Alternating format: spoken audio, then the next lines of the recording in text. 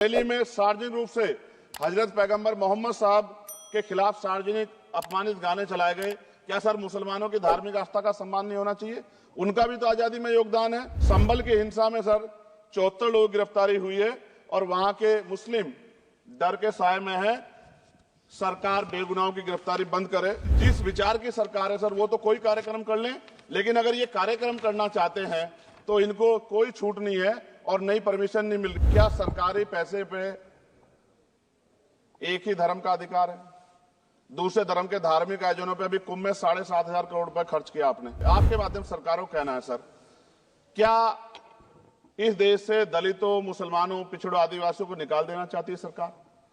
जिस तरह से उनके अधिकारों को, स्कॉलरशिप को, उनकी पढ़ाई को, हेल्थ सिस्टम में कोई पैसा नहीं खर्च हो रहा है, क्या उनको निकाल के इस देश को ऐसा देश बनाना चाहते हैं जहां कुछ ही धर्म के लोग रहेंगे? सरकार को चेतावनी के तौर पर कहना चाहता हूं, सरकार अपनी इस आदत में सुधार करे, वरना इसके परिणाम सड़कों में बहुत भारी होंगे। अगर मुसलमानों को, दलितों को आप लोग निकालने के बारे में सोचोगे और उनकी धार्मिक आस्था का अपमान करोगे तो ये हम लोग किसी कीमत पर बर्दाश्त नहीं करेंगे। अगर माइनॉरिटी की बात करूंगा, धार्मिक आस्था की बात है, हम तो सभी का सम्मान करते हैं क्योंकि हमने शपथ ली है, हम संविधान को मानने वाले लोग हैं।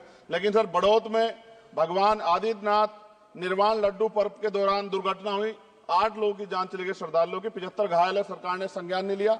अयोध्या की तरह उनको मुआवजा दे देते तो उनके मन में भी जो माइनॉरिटी है, पीड़ा जो है वो खत्म हो जाती।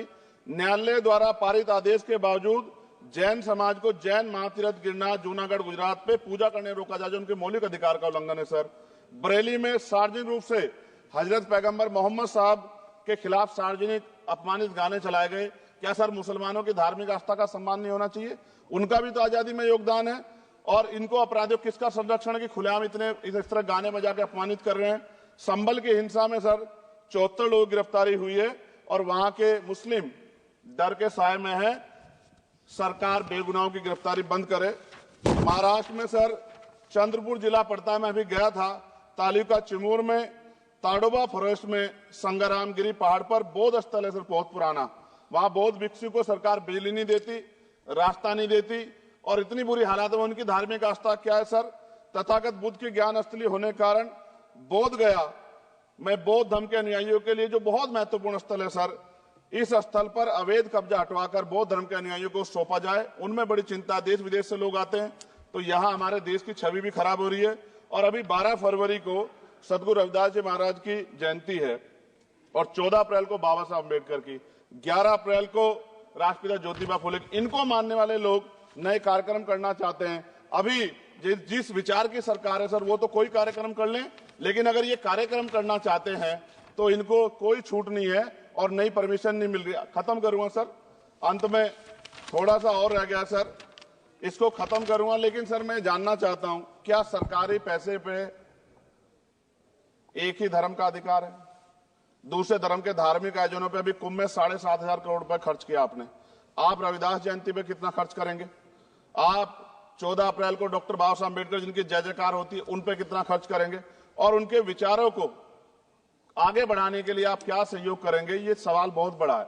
और अंत में सर मुझे आपसे, आपके माध्यम से सरकारों को कहना है सर, क्या इस देश से दलितों, मुसलमानों, पिछड़ों, आदिवासियों को निकाल देना चाहती है सरकार? जिस तरह से उनके अधिकारों को, स्कॉलरशिप को, उनकी पढ़ाई को, हेल्थ सिस्टम में कोई पैसा नहीं खर्च हो रहा है, क्या उनको निकाल के इस देश को ऐसा देश बनाना चाहते हैं जहां कुछ ही धर्म के लोग रहेंगे? सर मैं ये कहना चाहता हूं, देश सबका है और अगर सरकार ये तय करके बैठ गई कि वो दलितों, मुसलमानों को, पिछड़ों को, आदिवासियों को निकाल देगी तो सर ये संभव नहीं। इतनी बड़ी आबादी है, हम अम्बेडकरवादी लोग उनके पक्ष में खड़े हैं क्योंकि हमने शपथ ली है कि हम हर व्यक्ति का संरक्षण करेंगे। और मैं आपके माध्यम से सरकार को चेतावनी के तौर पर कहना चाहता हूं, सरकार अपनी इस आदत में सुधार करे, वरना इसके परिणाम सड़कों में बहुत भारी होंगे।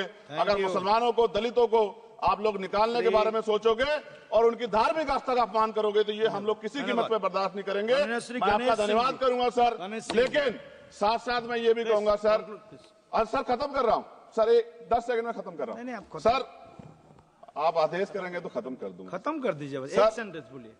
10 सेकंड में खत्म कर दूं सर? एक सेंटेंस में 10 सेकंड ही आएगा, बोलिए। सर मैं बस ये कहना चाहता हूं कि सरकार सभी का ध्यान रखे और उनमें भी गरीबों का ज्यादा ध्यान रखे, क्योंकि सर अभी जेब कटाई हुई 2800 रुपए का टिकट है सर इलाहाबाद का, 56,000 रुपए का था सर। मैंने मंत्री जी से कहा, तब जाके उन्होंने संज्ञान लिया, तब आधे रेट हुए। इसलिए कह रहा हूं, धर्म के नाम पे धंधा और लूट नहीं होनी चाहिए सर, इसकी जिम्मेदारी सरकार की। धन्यवाद सर।